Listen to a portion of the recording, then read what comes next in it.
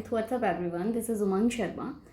अभी के class 11th के लिए आपको हमारे जो सेशंस मिला करेंगे उनमें हम डिस्कस करेंगे आपके साथ आपकी क्लास 11th के सारे चैप्टर्स के सारे सब्जेक्ट्स के वो डायरेक्ट क्वेश्चन आंसर्स जो कि आप देखेंगे कि आपको टर्म 2 में देखने को मिलेंगे।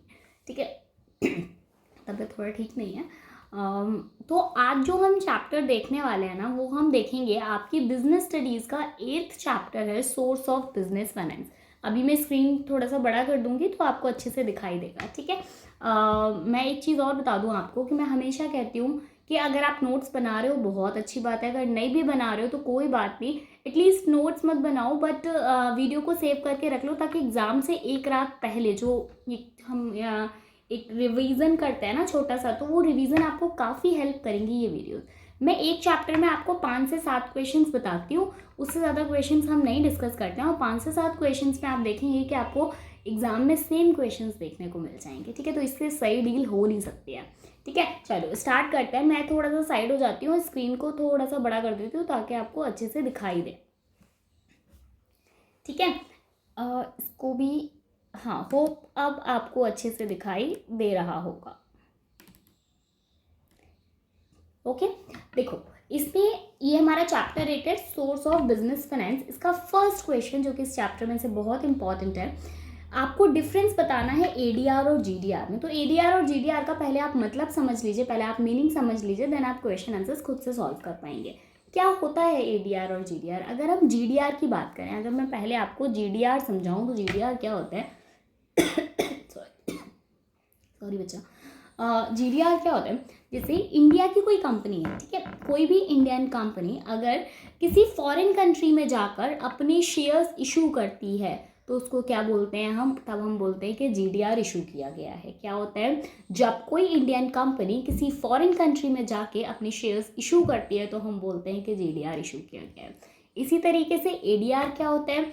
एडीआर होता है बच्चा, जैसे अमेरिका की कंपनी अपनी डिपॉजिटरी रिसीप्ट इशू करेगी तो उसे क्या बोलेंगे? एडीआर। बस फर्क कितना है, दोनों सेम चीज़ है, बस फर्क कितना है, ये एडीआर ये केवल अमेरिका में जो डिपॉजिटरी रिसीप्ट इशू की जाती हैं उनको बोलते हैं, और जीडीआर होता है कि कोई भी इंडियन कंपनी अगर किसी फॉरेन कंट्री में जाकर अपने शेयर्स इशू करते हैं तो हम बोलते हैं कि जीडीआर इशू किया गया। अच्छा, होता ये हम क्यों इशू कर रहे हैं? जैसे आप हमेशा देखते हैं कि जब भी हम शेयर्स इशू कर रहे हैं, डिपॉजिटरी रिसीप्ट इशू कर रहे होते हैं, क्या होता है? एक ही कंट्री में होता है, बट जब आप बाहर की कंट्रीज में जाकर इशू करते हैं अपने शेयर्स को तो होता ये है कि बाहर की कंट्री का जो फॉरेन करेंसी होती है वो हमारे देश में आती है, तो हम इनको इसलिए इशू करते हैं। इनका पूरा नाम क्या होता है? जीडीआर को बोलते हैं हम ग्लोबल डिपॉजिटरी रिसीप्ट। ठीक है, ये देखो ग्लोबल डिपॉजिटरी रिसीप्ट, और एडीआर को क्या बोलते हैं? American depository receipt. बस ये अमेरिकन है, बाकी है सेम। ठीक है, आगे बढ़ते हैं। नेक्स्ट एक दो पॉइंट्स और बता देती हूँ तो आप डिफरेंस आराम से लिख सकेंगे। अगर मीनिंग आएगा तो इसमें मीनिंग भी लिख देना। ठीक है, देखो जब हम जीडीआर इशू करते हैं तो उसमें जो हमें पैसा मिलता है वो किस में मिलता है? वो हमें हमेशा फॉरेन करेंसी में मिलता है। ऑब्वियसली बात है कि जब आप बाहर की कंट्री में कहीं पे पैसा शेयर्स इशू करोगे तो वहाँ जो हमें पैसा वापस मिलेगा वो कैसे मिलेगा? फॉरेन करेंसी में वापस मिलेगा। अच्छा, इसी तरीके से अगर आप अमेरिका में करते हो तो अमेरिकन जो भी करेंसी होगी उसमें मिलेगा। ठीक है, इसी तरीके से जिन लोगों के पास इंडिया की कंपनी के शेयर्स हैं, ये आप याद रखना, ये चीज़ दोनों में है, जीडीआर में भी और एडीआर में भी। जब आप बाहर की किसी कंट्री में जीडीआर इशू करते हो तो वहाँ जो लोग भी इन्वेस्ट करते हैं उनको वोटिंग राइट्स नहीं होते। ठीक है, उनको वोटिंग राइट्स नहीं होते। उसके बाद में सबसे पहले अगर हम देखें तो सबसे पहले रिलायंस ने जीडीआर इशू किया था। किसने किया था? रिलायंस ने। ठीक है, आगे बढ़ते हैं नेक्स्ट क्वेश्चन की साइड। बच्चा मैं बहुत ज़्यादा टाइम मतलब नहीं ले रही हूँ, आप लोग थोड़ा सा जल्दी जल्दी देख लेना। ठीक है, जल्दी जल्दी इसलिए क्योंकि मुझे पता है अभी आपके पास भी इतना टाइम नहीं है। आपके एग्जाम्स भी मे बी शायद इस मंथ के लास्ट में स्टार्ट हो जाएंगे या फिर नेक्स्ट मंथ के स्टार्टिंग में स्टार्ट हो जाने चाहिए। ठीक है। अच्छा, एक इम्पॉर्टेंट चीज़ मुझे और याद आई, मैंने ना चैनल पे एक पोस्ट क्रिएट किया है जिसमें मैं आपसे पूछ रही हूँ कि आप लोगों के एग्ज़ाम्स कब हैं क्लास 11th के, तो आप वो मुझे उस पोस्ट पे जाके ज़रूर बता दो कि आपके एग्ज़ाम्स कब है, या फिर मुझे वीडियो के कमेंट सेक्शन में बता दो, जिससे मुझे भी आइडिया लग जाएगा कि आपको आगे किस तरीके से पढ़ाना है। ओके, आगे बढ़ते हैं। नेक्स्ट क्वेश्चन क्या है, what is the similarity between ADR and public depository. क्या सिमिलैरिटीज़ है एडीआर और पब्लिक डिपॉजिटरीज में? देखो, दोनों में ही क्या होता है कि दोनों ही कंडीशंस में क्या होते हैं, जो डिपॉजिटर्स होते हैं उनके पास वोटिंग राइट्स नहीं होते। एडीआर में भी वोटिंग राइट्स नहीं होते। जो लोग एडीआर जिनको आपने शेयर्स इशू किए हैं, अगर जो लोग उन शेयर्स को उनके डिपॉजिटर्स होते हैं उनके पास वोटिंग राइट्स नहीं होते। सेम चीज़ पब्लिक डिपॉजिट्स में होते हैं, उनके पास भी वोटिंग राइट्स नहीं होते। आगे बढ़ते हैं नेक्स्ट क्वेश्चन की साइड। क्या है नेक्स्ट क्वेश्चन, इसको और थोड़ा सा बढ़ा लेते हैं स्क्रीन को, ठीक है। क्या है देखते हैं। देखो, explain trade credit and factoring as a source of finance of for a business enterprises. Trade credit क्या होता है बच्चों? ट्रेड क्रेडिट क्या होता है पहले ये समझ लेते हैं, उसके बाद यहाँ पे जो है उसको पढ़ लेंगे। ट्रेड क्रेडिट क्या होता है? एक ट्रेडर जब दूसरे ट्रेडर से माल या सेवाएं लेता है बिना भुगतान के बदले, यानी ट्रेड का मतलब क्या होता है, सीधे सीधे समझ लो, ट्रेड का मतलब होता है उधार। जब आप बिना किसी को कोई सर्विस प्रोवाइड नहीं करते, किसी को कोई पैसा नहीं देते, और उसके बदले में आप उससे क्या लेते हो, कोई सर्विसेज लेते हो, या माल लेते हो, कच्चा माल लेते हो, जो भी सामान लेते हो, उसको हम क्या बोलते हैं? ट्रेड, मतलब ट्रेड क्रेडिट, ठीक है। जब आप ऐसा कोई व्यापार करते हो, सिंपल सी चीज़ है, जब आप ऐसा कोई व्यापार करते हो जिसमें आप एक ट्रेडर दूसरे ट्रेडर को सर्विसेज देता है, गुड्स देता है, रॉ मटेरियल्स देता है, बट उसके बदले में क्या होता है, वो उधार दे रहा होता है। बदले में ना उसको पैसा मिलता है ना उसको सर्विसेज मिलती है, तो उसको हम क्या बोलते हैं? ट्रेड क्रेडिट बोलते हैं, ठीक है। जनरली ये मतलब बहुत छोटे टाइम के लिए दिया जाता है, बहुत लंबे टाइम के लिए नहीं देते। लंबे टाइम के लिए कब देते हैं? तब देते हैं जब, जैसे मान लीजिए कि मैंने आपको कोई क्रेडिट दिया, ठीक है, तो आप मेरे पास दोबारा आए और आपने मुझसे दोबारा क्रेडिट मांगा, तो मैं आपके पहले पुराने रिकॉर्ड्स चेक करूंगी कि आपने पहले वाला जो पैसा लिया था वो मुझे वापस किया है या नहीं। आप समझ रहे हैं ना मैं क्या कह रही हूँ? मैं कह रही हूँ कि आपने पहले वाला अगर मुझे रिटर्न किया होगा तो मैं आपको दोबारा भी क्रेडिट देने के लिए तैयार हो जाऊंगी। दूसरी चीज़, अगर हम हर इंडस्ट्री की बात करें, अगर हम हर पर्सन की बात करें, पर्सन यहाँ पे पर्सन से मतलब है किसी व्यापारी से, तो हर व्यापारी का क्रेडिट देने का तरीका अलग अलग होता है। बहुत बार क्या होता है कि जैसे मान लीजिए कि मैं बहुत खड़ूस हूँ, है ना, तो क्या होगा कि आप मेरे पास आए क्रेडिट लेने के लिए, मैं आपको बहुत ज़रूरत है और आप मुझे बोल रहे हो कि कोई बात नहीं, मैंने पुराना क्रेडिट आपको नहीं चुकाया है, मैंने जो पुराना आपसे लोन लिया था वो आपको नहीं चुकाया, बट ओके, इट्स ओके, मैं आपको अगले 2 महीने, आज आप मुझे पैसे दो, मैं अगले 2 महीने में या 6 महीने में पुराना वाला और अभी का दोनों साथ में चुका दूंगा। लेकिन क्योंकि मैं तो बहुत खड़ूस हूँ, तो मैं क्या करूँगी कि मैं आपको नहीं दूंगी क्रेडिट। मैंने कहा नहीं, जब तक आप पहले वाला नहीं चुकाओगे, ये मेरा रूल है कि मैं तब तक आपको क्रेडिट नहीं दूंगी। बट वहीं पर क्या हो सकता है कि, है ना, कोई और है जो बहुत पोलाइट है, वो क्या मतलब जो बहुत सॉफ्ट है, या फिर थोड़ा रिलेशंस पे बात करते हैं, तो उन्होंने क्या किया कि ठीक है चलो कोई बात नहीं, हमने पुराना नहीं दिया है, ओके मैं समझ सकता हूँ, हो सकता है आपको आज ज़रूरत हो, तो आप एक काम करो कि मतलब अभी मुझसे क्रेडिट ले लो, 2 महीने बाद आप मुझे दोनों साथ में दे देना। तो ये हर इंडस्ट्री में हर पर्सन टू पर्सन क्रेडिट देने का तरीका अलग होता है। इसके अगर हम मेरिट्स की बात करें, हमें पता चल गया कि ट्रेड क्रेडिट क्या होता है। अब हम इसके मेरिट्स की बात करें तो इसके मेरिट्स क्या होते हैं? ये फंड कलेक्ट करने का एक बहुत ही कन्वीनियंट तरीका होता है। फंड कलेक्ट करने का एक बहुत ही कन्वीनियंट तरीका होता है कि भैया आपको कोई उधार देने के लिए तैयार हो जाए, बहुत अच्छी बात है, ठीक है। इसके बाद में अगर हम बात करें कि दूसरे इसके मेरिट्स के बाद, अगर आपकी वर्थ है तो आप आसानी से क्रेडिट ले सकते हो। मतलब अगर मेरी मार्केट में वैल्यू अच्छी है, मुझे क्रेडिट चाहिए, मेरी मार्केट में वैल्यू अच्छी है, लोगों को पता है कि हाँ जब भी ये क्रेडिट लेते हैं तो आसानी से वापस कर देते हैं और हमेशा अच्छा मतलब टाइम से वापस कर देते हैं, ठीक है। इनका कोई पुराना रिकॉर्ड ऐसा नहीं है कि भाई इन्होंने किसी का पैसा मार लिया, पैसा खा लिया, वैसा कोई सीन नहीं है, तो वो आपको आसानी से क्रेडिट दे सकते हैं। दूसरा मेरिट, तीसरा मेरिट है इसका कि जब भी ऐसा होता है ये सेल्स वैल्यू को मतलब बढ़ाने में काफ़ी हेल्प करते हैं। कैसे हेल्प करते हैं? आपको जब भी सेल बढ़ानी होती है ना, तो आपको पहले एडवर्टाइजमेंट करनी पड़ती है, या आपको रॉ मटेरियल चाहिए होता है, या फिर आपको जो भी चीज़ आप प्रोडक्ट बना रहे हैं वो आपको प्रोडक्ट चाहिए होता है, तो उसके लिए क्या चाहिए होता है? आपको फंड चाहिए। फंड कहाँ से मिलेगा? आपको क्रेडिट से मिलेगा, ठीक है। लोन से आप इतना पैसा नहीं ले सकते। अगर इसकी लिमिटेशंस की बात करें तो इसकी लिमिटेशंस क्या है? There can be change of over trading. बिल्कुल, जब आपको क्रेडिट मिलता है, जैसे मुझे पता है कि मेरी वर्थ मार्केट में अच्छी है, ठीक है, मुझे लेना चाहिए था 50 लाख रुपए, लेकिन मेरी वर्थ इतनी अच्छी है कि मैंने किसी के साथ बात की, उसने कहा यार 50 लाख की क्या जरूरत है, आप 80 लाख ले लो, कोई दिक्कत नहीं है, ठीक है। तो इससे क्या हो रहा है? ओवर ट्रेडिंग हो रही है। जब मुझे पता है कि मुझे जरूरत ही 50 लाख की है, तो मैं 80 लाख क्यों ले रही हूँ, है ना। तो इससे कभी कभी ओवर ट्रेडिंग के चांसेस भी रहते हैं। नेक्स्ट है, केवल फाइनेंशियल नीड्स को ही पूरा करता है। ट्रेड क्रेडिट की बात करें, केवल फाइनेंशियल नीड्स को ही पूरा करता है। बिजनेस में फाइनेंशियल मतलब फाइनेंस बहुत इंपॉर्टेंट चीज़ है, बट फाइनेंस के अलावा भी और भी चीज़ें हैं, बट ये क्या करता है? केवल फाइनेंशियल नीड्स को ही पूरा करता है। आप फाइनेंस के अलावा किसी से और भी कुछ क्रेडिट, और क्या क्रेडिट करोगे, है ना। नेक्स्ट है, ये काफ़ी कॉस्टली है। क्यों है कॉस्टली? देखो क्या होता है, जब आप किसी से ट्रेड करते हो, क्रेडिट ट्रेड करते हो, तो वो आपसे इंटरेस्ट लेता है उसके बदले में, और वो जो इंटरेस्ट का रेट होता है ना, वो बहुत ज़्यादा हाई होता है। होप आप ये ट्रेड क्रेडिट समझ गए होंगे। आगे बढ़ते हैं नेक्स्ट पे। फैक्टरिंग क्या होता है? Important, very important.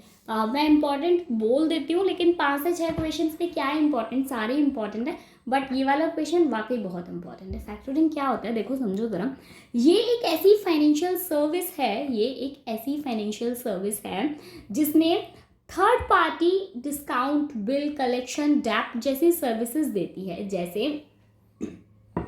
इनके पास कंपनी की पास्ट हिस्ट्री होती है। जैसे कोई थर्ड पार्टी है, मेरे को ज़रूरत है फाइनेंस की, ठीक है, और आप देने वाले हो, ठीक है, बट हम एक दूसरे को नहीं जानते हैं, तो आप मुझे क्यों दोगे पैसा? आप मुझे नहीं दोगे। हमें बीच में क्या चाहिए? एक थर्ड पार्टी चाहिए जो कि इस चीज़ की गारंटी ले कि हाँ ठीक है, अगर उमंग ने पैसा वापस नहीं किया तो हम कर देंगे, मतलब वो गारंटी लेने के लिए, तो वो एक थर्ड पार्टी है। फैक्टरिंग यही काम करती है। क्या काम करती है? कि ये discounting of bill, collection of clients. हाँ, कलेक्शन बताऊँ आपको कैसे। अगर मैं पैसा नहीं दे रही हूँ, आज मैंने पैसा ले लिया, अब मेरे पास पैसा नहीं है, या मैं नहीं देना चाहती, मेरी नीयत खराब है, जो भी कुछ है, तो ये क्या है? पैसा कलेक्ट करने का भी, ऋण कलेक्ट करने का भी काम करती है, डेप्ट कलेक्ट करने का भी काम करती है। तो आप कह सकते हैं कि ये एक ऐसी थर्ड पार्टी है जो discount of bill, collection of डेप्ट, ये सारे काम करती है, ठीक है। साथ में सभी कंपनीज की पास्ट हिस्ट्री भी रखती है। जैसे मान लीजिए मेरी पास्ट हिस्ट्री बहुत ख़राब है, मैंने बहुत बार लोगों से पैसा लिया लेकिन वापस नहीं किया, ठीक है, या टाइम से वापस नहीं किया, या 50 लाख लिए थे लेकिन वापस 30 लाख ही किए, 30 लाख ही वापस किए, ठीक है, तो मेरी एक पूरी हिस्ट्री इनके पास होगी कि हाँ ठीक है, आपकी कंपनी का कैसा कैसा हिस्ट्री रही है, उसके हिसाब से आपको आगे पैसा मिलेगा, आगे फंड मिलेगा, अदरवाइज नहीं मिलेगा, ठीक है। तो ये किस तरीके से आप कह सकते हैं कि एक मीडिएटर का काम भी करते हैं। अच्छा, दूसरी चीज़ ये कि हाँ, अगर हम बात करें कि जैसे लाइक इसके 2 मेथड्स होते हैं, कौन कौन से होते हैं? एक होता है resource factoring, non resource factoring. इसके मेरिट्स की बात कर लेते हैं। मेरिट्स क्या होते हैं बच्चों? मैं एक चीज़ बताऊँ, यहाँ पे हम बहुत ज़्यादा डिटेल में नहीं पढ़ रहे हैं। क्यों नहीं पढ़ रहे हैं? क्योंकि अभी इतना टाइम नहीं। अगर आपको उनके डिटेल्स चाहिए तो डिटेल ऑलरेडी चैनल पे अवेलेबल है, आप वहाँ जाकर देख लेना, ठीक है। चलिए इसके मेरिट्स की बात करते हैं। ये एक बहुत ही चीपर सोर्स है, बहुत ही सस्ता साधन है, ठीक है। इसको और बड़ा कर दूं ताकि मैं थोड़ा सा और साइड हो जाऊंगी।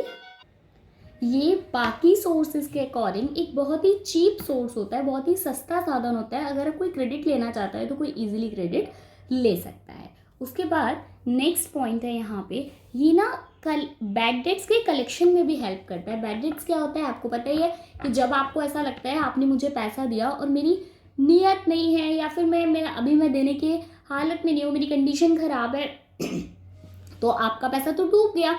इस चीज़ में कौन हमारी हेल्प करता है?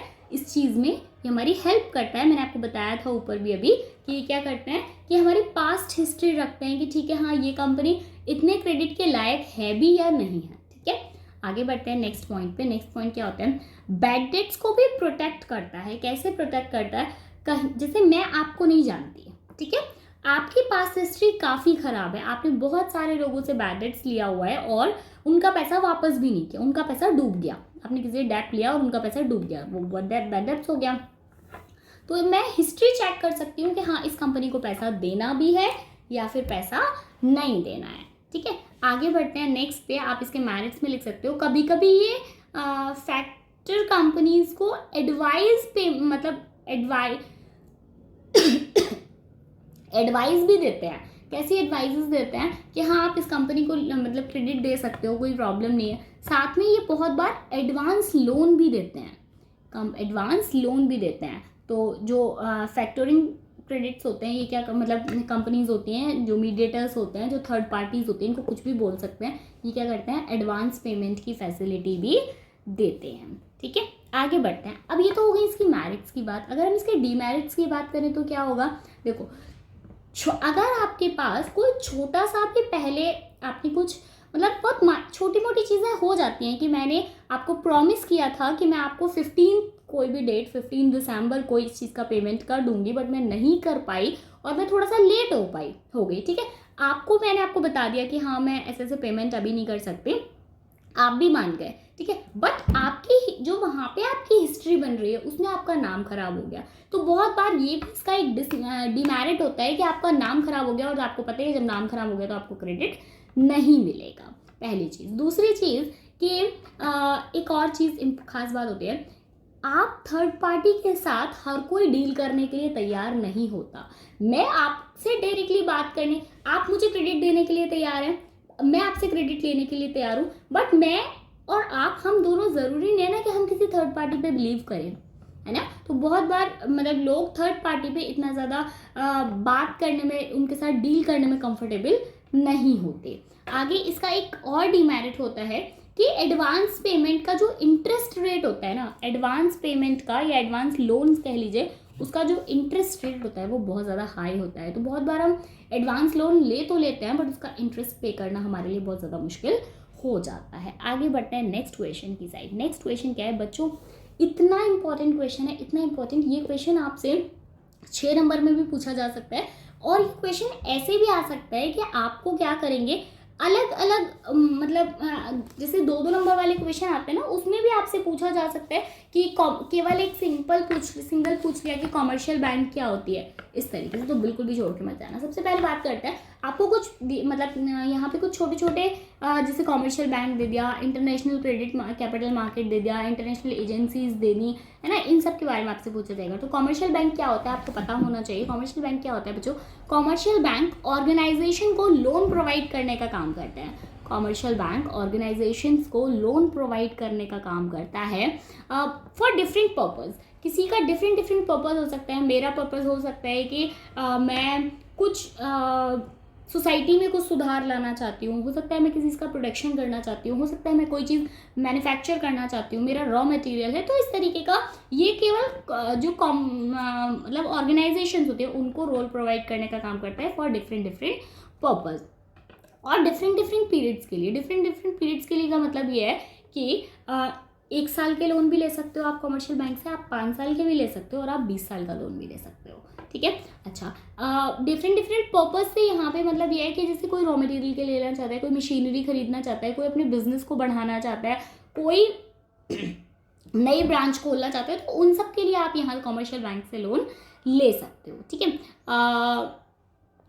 इसकी सबसे अच्छी बात ये होती है जो मतलब एक अंडरलाइन करने वाली बात है वो ये है कि कॉमर्शियल बैंक से लोन कोई छोटी ऑर्गेनाइजेशन भी ले सकती है और बड़ी ऑर्गेनाइजेशन भी ले सकती है। ऐसी कोई लिमिटेशंस नहीं है कि आपकी ऑर्गेनाइजेशन बड़ी होनी चाहिए या आपकी ऑर्गेनाइजेशन एक आपका स्मॉल बिजनेस ही होना चाहिए तो ही आप लोन ले सकते हो, ऐसा कुछ भी नहीं है। तो एक पॉइंट आपको समझ में आ गया होगा। Point number 2, international agencies and development bank. बहुत इंपॉर्टेंट, ध्यान से समझना, बहुत ईजी है। International agency and development banks क्या होते हैं? इंटरनेशनल बैंक का मेन मोटिव होता है इंटरनेशनल ट्रेड और फाइनेंस को हेल्प करना। जैसे बहुत सारे लोग होते हैं कि इंडिया में उनका बिजनेस चल रहा है, पता वो इंडिया के बाहर बिजनेस करना चाहते हैं, अपनी कोई ब्रांच ओपन करें, लाइक मैकडी वगैरह, ठीक है ना। तो अब उनको जो इंटरनेशनल एजेंसीज होती हैं वो उनको डेवलप करने में हेल्प करती हैं ऐसी बैंक्स,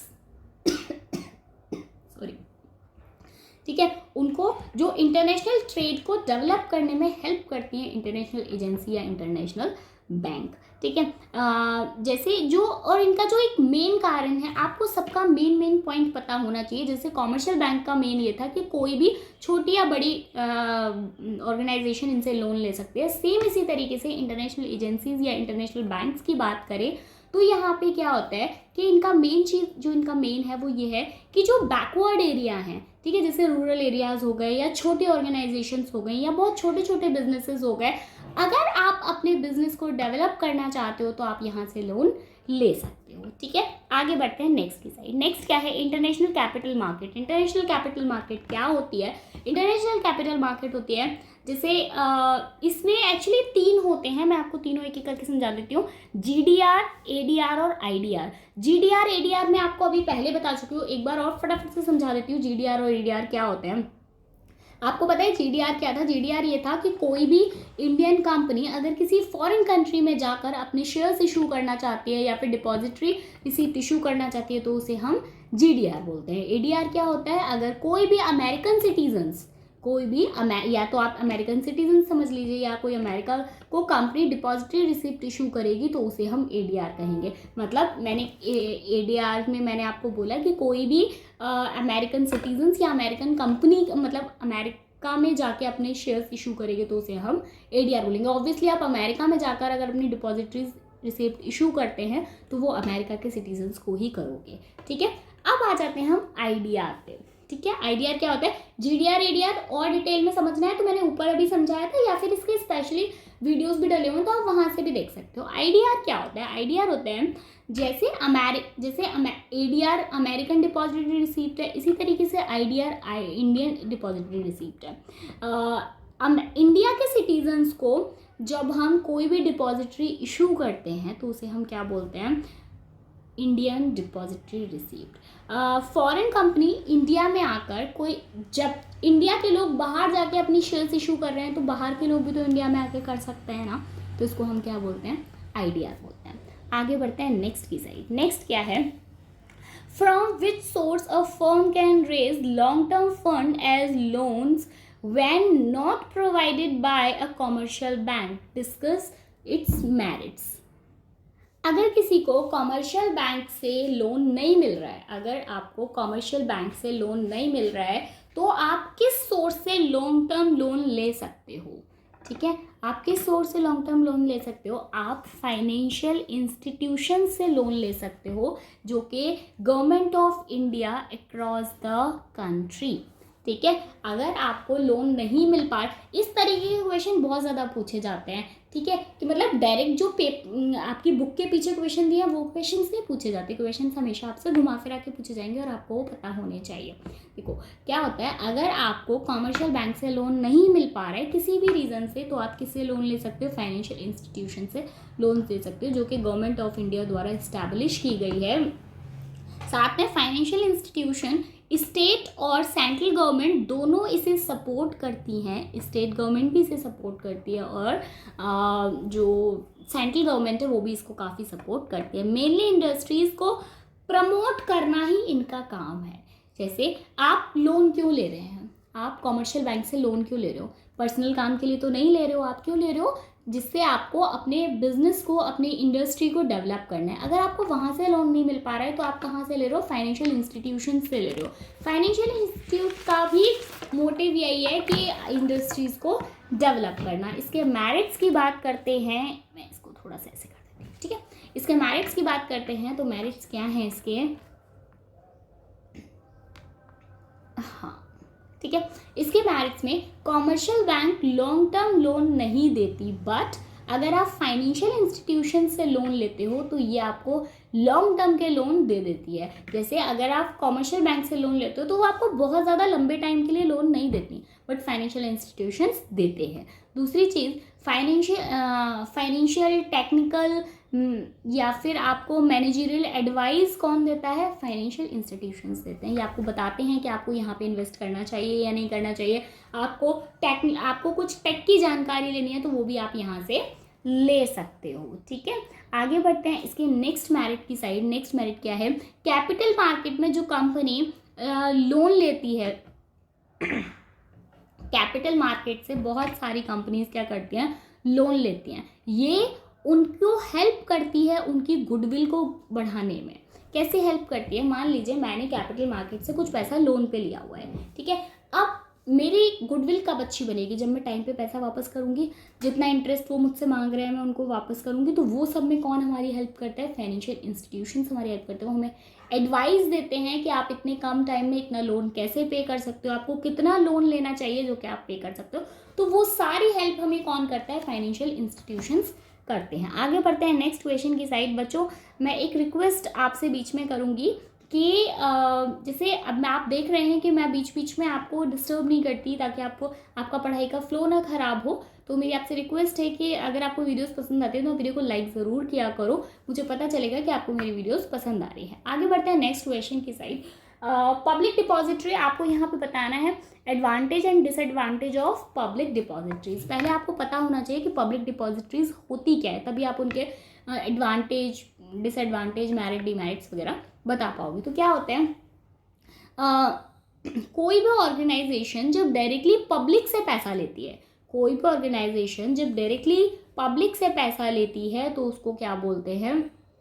पब्लिक डिपॉजिटरीज बोलते हैं। ठीक है, कंपनी इसलिए बहुत ही मतलब कहते हैं ना कि बहुत ही ईजी तरीका है पब्लिक से पैसा लेने का। क्यों, कैसे ईजी तरीका है? आपको कुछ नहीं करना होता, कंपनीज या ऑर्गेनाइजेशंस को कुछ नहीं करना होता। सिर्फ क्या होता है, ऑर्गेनाइजेशन को एक न्यूज़पेपर में एक एडवर्टाइजमेंट देनी होती है, दैट्स इट। और उसके बाद जिसको भी आपकी कंपनी में इन्वेस्ट करना होता है वो कर सकता है। तो organisation raise public depository from the general public. जब आप जनरल नॉर्मल पब्लिक से पैसा लेते, फंड रेज करते हो तो उसको बोलते हैं। इसमें जो पैसा मिलता है वो शॉर्ट टर्म के लिए मिलता है और मीडियम टर्म के लिए मिलता है और फाइनेंशियल नीड्स के लिए मिलता है। आपकी पर्सनल कोई प्रॉब्लम चल रही है, आप उसके लिए पब्लिक से पैसा नहीं ले सकते। ठीक है, आपको अगर आपकी कोई फाइनेंशियल नीड है रिलेटेड टू योर बिजनेस तो आप यहाँ से पैसा ले सकते हो। इसमें पैसा आपको केवल शॉर्ट टर्म और मीडियम टर्म के लिए मिलेगा, लॉन्ग टर्म के लिए आपको पैसा नहीं मिलेगा।